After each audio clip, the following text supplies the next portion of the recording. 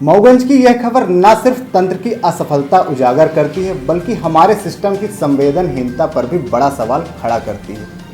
एक महिला को प्रसव पीड़ा होने पर अस्पताल तक पहुंचाने की बजाय उसे 2 किलोमीटर तक खाट पर लादकर ले जाना पड़ा, क्योंकि न एम्बुलेंस समय पर पहुंची, न ड्राइवर ने गांव तक जाने की जहमत उठाई। और जब इस मामले को लेकर ब्लॉक मेडिकल अफसर से बात की गई तो उनके द्वारा कुछ भी बोलने से साफ इनकार कर दिया गया। जिला मऊगंज ग्राम कोन, जहां एक हरिजन परिवार की बहू वर्षा साकेत को प्रसव पीड़ा हुई, परिजनों ने तत्काल 108 एम्बुलेंस को फ़ोन किया, मगर एम्बुलेंस देर से पहुंची और जब पहुंची तो ड्राइवर ने गांव के अंदर आने से साफ मना कर दिया। बोला, सड़क नहीं है, गाड़ी नीचे नहीं उतरेगी, ये आपकी समस्या है। जब कोई और रास्ता नहीं बचा तो परिजनों ने पड़ोसियों की मदद ली, एक खाट निकाली और उसी पर लिटाकर महिला को करीब 2 किलोमीटर दूर मुख्य सड़क तक लाया गया, जहां एम्बुलेंस खड़ी थी। पीड़ित परिवार का आरोप है कि एम्बुलेंस देर से आई और चालक गांव तक एम्बुलेंस लाने से मना कर दिया, जिसके कारण गांव वालों को इकट्ठा करना पड़ा और खुद एम्बुलेंस बनकर चारपाई से प्रसूता को एम्बुलेंस तक ले जाना पड़ा। बताया गया कि गांव में आज तक पक्की सड़क नहीं बनी, बरसात में बच्चे स्कूल नहीं जा पाते। कई बार जनप्रतिनिधियों और प्रशासन से गुहार लगाई गई, लेकिन नतीजा कुछ नहीं निकला।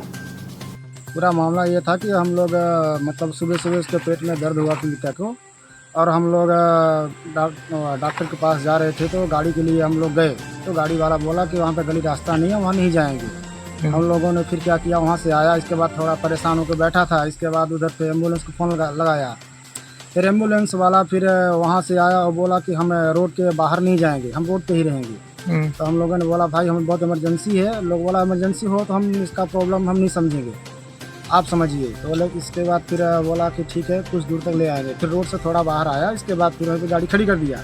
इसके बाद फिर इधर नहीं आया। हम लोग उसको फिर यहाँ से चारपाई से लेके गए, 5-6 आदमी मिल गए। ले जाने के बाद फिर उसको वहाँ पे ले जाके एम्बुलेंस में बैठाया। इसके बाद फिर लेके गए हम लोग। कितने किलोमीटर तक आप खाट से ले गए? हम लोग यहाँ से करीबन 2 किलोमीटर लेके गया। फिर उसके बाद फिर ले जाकर वहाँ पे एम्बुलेंस में बैठे। का अभाव कुछ भी नहीं है, यहाँ पे कोई सुविधा नहीं है सड़क की। बरसात के मौसम में बरसात में भी इतनी परेशानी होती है कि आदमी रो रो के परेशान हो जाता है। यहाँ पे पैदल जाने में, साइकिल से जाने में पूरा एकदम पूरा गिर के आदमी गड्ढे में गिर जाता है, कहीं पानी भरा वहाँ पे गिर जाता है। आने जाने में बच्चों को पढ़ाई के लिए भी परेशानी होती है जाने में। और क्या क्या बताएं, हमको तो इस पहल से तो लगता तो नहीं है, लेकिन अब आगे देखो सरकार क्या करती है क्या नहीं। वोट के लिए तो सरकार आती है, सबको चुनाव में सरकार चलती है, बोलते हैं हमारा जनता ही, हमारा पब्लिक ही सब कुछ है। लेकिन इतना कहने के बाद भी ये नहीं सोच रही है हमारा पब्लिक परेशान है। मध्य प्रदेश सरकार की और खासकर स्वास्थ्य विभाग की यही हालत है। जहाँ तक 100 नंबर 108 नंबर की बात हो रही है, पुलिस की भले 100 नंबर लूटपाट के लिए पहुँचती हो, लेकिन जहाँ 108 का सवाल है, 108 से तो दिखाने के लिए है। कभी कभार पहुँचती भी है, मैं ये नहीं कहूँगा कि एकदम से नहीं पहुँचती, लेकिन स्थिति बद से बदतर है। अस्पतालों की हालत, अस्पतालों में मरीजों के साथ किस तरीके से, चाहे संजय गांधी अस्पताल हो, चाहे मऊगंज का अस्पताल हो, चाहे आपका हनुमना का हो।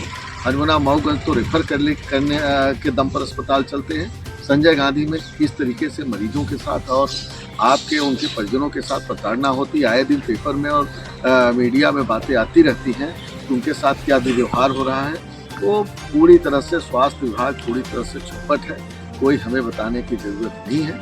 और ये एक मामला सामने आया जो आपके वीडियो में दिख रहा है। बाकी मध्य प्रदेश में लगातार ऐसी घटनाएं घट रही हैं और स्वास्थ्य अमला पूरी तरह से चौपट है।